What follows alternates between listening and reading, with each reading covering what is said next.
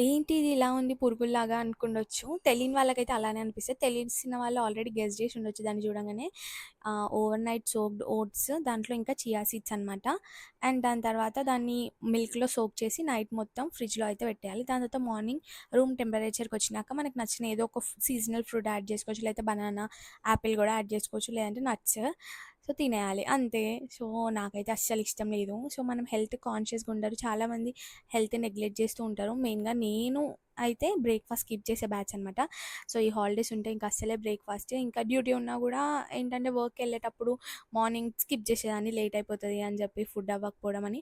ఇలాంటిదైతే ఈజీగా ఏమైనా జాబ్‌కెళ్ళే వాళ్ళు కూడా ఈజీగా రోజు నైట్ సోక్ చేసుకొని డైరెక్ట్‌గా తినేయొచ్చనమాట. టైం ఎక్కువ ఏం పట్టదు. సో, టైం సేవింగ్‌గా ఉంటది. అండ్ హెల్త్‌కి కూడా చాలా మంచిదనమాట.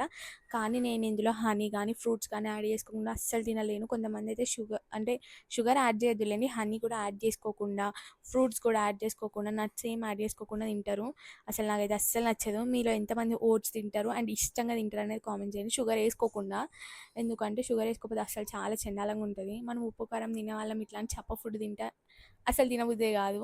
డైలీ ఇడ్లీ, దోశ అట్లా తినేసేవాళ్ళు ఇలా తినాలంటే చాలా కష్టం. కానీ ఇంకా ఈ డైలీ లైఫ్ షెడ్యూల్స్‌లో మార్నింగ్ టిఫిన్స్ చేసుకోవాలంటే ఎవ్వరికీ కుదరదు. సో, వర్కింగ్ ఉమెన్‌కైతే ఇంక అస్సలకే కుదరదు. అందుకే ఇలా అయితే చేసుకున్నాం. అండ్ ఎక్సర్‌సైజెస్ అండ్ ఫుడ్ హెల్తీగా తీసుకుంటే హెల్త్ సెట్ చేసుకోవచ్చు.